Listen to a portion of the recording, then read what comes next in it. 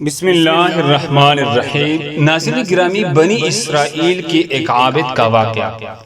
وہاب بن منبہ رحمہ اللہ کہتے ہیں کہ بنی اسرائیل میں ایک عابد تھا۔ اس زمانے میں کوئی عابد اس کے مقابل نہ تھا۔ اس کے وقت میں 3 بھائی تھے۔ ان کی بہن تھی جو باقرہ تھی، اس کے سوا وہ اور بہن نہ رکھتی۔ اتفاقاً ان تینوں بھائیوں کو کہیں لڑائی پر جانا پڑا۔ ان کو کوئی ایسا شخص نظر نہ آیا جس کے پاس اپنی بہن کو چھوڑ جائے اور اس پر بھروسہ کرے، لہٰذا سب نے اس رائے پر اتفاق کیا کہ اس کو عابد کے سپرد کر دی جائے۔ وہ عابد ان کے خیال کے موافق تمام بنی اسرائیل میں ثقہ اور پرہیزگار تھا۔ چنانچہ اس کے پاس آئے اور اپنے بہن کو حوالہ کرنے کی درخواست کی کہ جب تک ہم لڑائی سے واپس آئے ہمارے بہن آپ کے سایہ عاطفت میں رہی۔ عابد نے انکار کیا اور اس سے ان کی بہن سے خدا کی پناہ مانگی۔ وہ نہ مانے اور اصرار کرتے رہے کہ ان کی بہن کو اپنی نگرانی میں رکھنا منظور کر لے، حتیٰ کہ عابد نے ان کی درخواست کو منظور کر لیا اور کہا کہ اپنی بہن کو میرے عبادت خانہ کے سامنے کسی گھر میں چھوڑ جاؤ۔ انہوں نے ایک مکان میں اس کو اتارا اور چلے گئے۔ وہ لڑکی عابد کے قریب ایک مدت تک رہتی رہی۔ عابد اس کے لیے کانا لے کر چلتا تھا اور اپنے عبادت خانہ کے دروازے پر رکھ کر کواڑ بند کر لیتا تھا اور واپس اندر چلا جاتا تھا اور لڑکی کو آواز دیتا تھا، وہ اپنے گھر سے آ کر لے جاتی تھی۔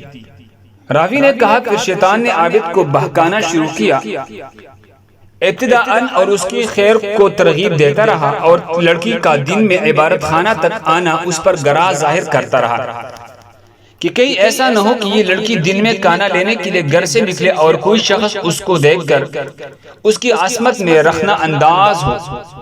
بہتر یہ ہے کہ اس کا کانا لے کر اس کے دروازے پر رکھ آیا کرے، اس پر اجر عظیم ملے گا۔ غرض یہ کہ عابد کانا لے کر اس کے گھر جانے لگا۔ بعد ایک مدت کی پھر شیطان اس کے پاس آیا اور اس کو ترغیب دی اور اس بات پر ابھارا کہ اگر تو اس لڑکی سے بات چیت کیا کرے تو تیرے کلام سے مانوس ہو، کیونکہ اس کو تنہائی سے سخت وحشت ہوتی ہے۔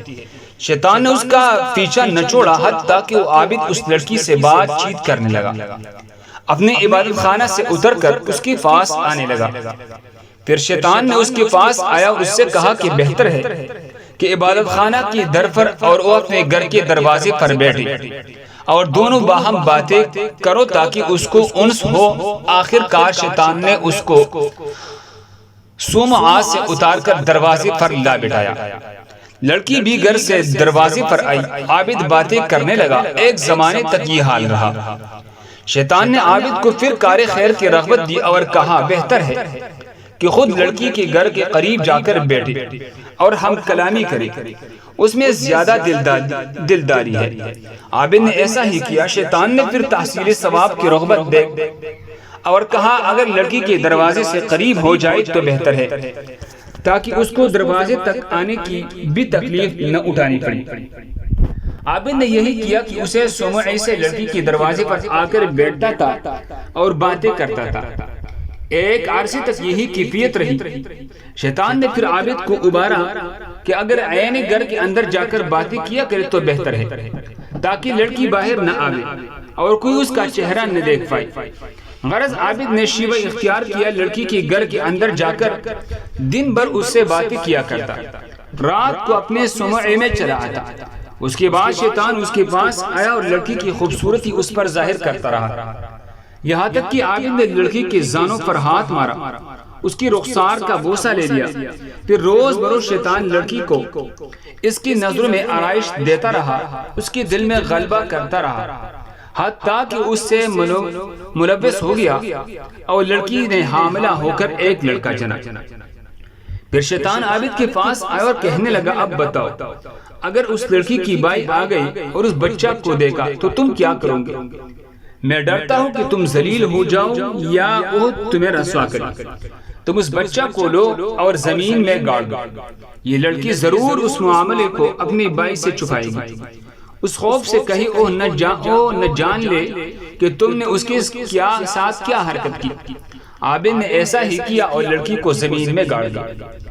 پھر شیطان نے اس سے کہا کیا تم یقین کرتے ہو کہ یہ لڑکی تمہاری ناشائستہ حرکت کو اپنی بائی سے پوشیدہ رکھے گی؟ ہرگز نہیں، تم اس کو بھی پکڑو اور ذبح کر کے بچے کے ساتھ دفن کرو۔ غرض اس عابد نے لڑکی کو ذبح کیا اور بچے سمیت گڑے میں ڈال کر اس پر ایک بڑا بھاری پتھر رکھ دیا اور زمین کو برابر کر کے اپنے عبادت خانے میں جا کر عبادت کرنے لگا۔ ایک مدت گزرنے کے بعد لڑکی کی بائی لڑائی سے واپس آئی اور عابد کے پاس جا کر اپنے بہن کا حال پوچھا۔ عابد نے ان کو اس کی مرنے کی خبر دی، افسوس ظاہر کر کے رونے لگا اور کہا اوہ بڑی نیک بیوی تھی، دیکھو یہ اس کی قبر ہے۔ بائی قبر پر آئے اور اس کے لیے دعائے خیر کی اور روئے اور چند روز اس کی قبر پر رہ کر اپنے لوگوں میں آئے۔ راوی نے کہا جب رات ہوئی اور اپنی بستروں پر سوئے تو شیطان ان کو خواب میں ایک مسافر آدمی کی صورت میں بن کر آیا۔ پہلے بڑی بائی کے پاس گیا اور اس کی بہن کا حال پوچھا۔ اس نے عابد کا اس کی مرنے کی خبر دیتا اس پر افسوس کرنا اور مقام قبر دکھانا بیان کیا۔ شیطان نے کہا سب جھوٹ ہے، تم نے کیوں نہ کر اپنے بہن کا معاملہ سچ مان لیا؟ عابد نے تمہاری بہن سے بدفعل کیا اور وہ حاملہ ہو گئی اور ایک بچہ جنا۔ عابد نے تمہارے ڈر کے مارے اس بچے کو اس کی ماں سمیت ذبح کیا اور گڑا کھود کر دونوں کو ڈال دیا۔ جس گھر میں اوہ تھی اس کے اندر داخل ہونے میں اوہ گڑا داہنی جانب پڑتا ہے۔ تم چلو اس گھر میں جا کر دیکھو، تم کو وہاں دونوں ماں بیٹے ایک جگہ ملیں گے جیسا کہ میں تم سے بیان کر چکا ہوں۔ پھر شیطان منجلی بائی کے خواب میں آیا، اس سے بھی ایسا ہی کہا۔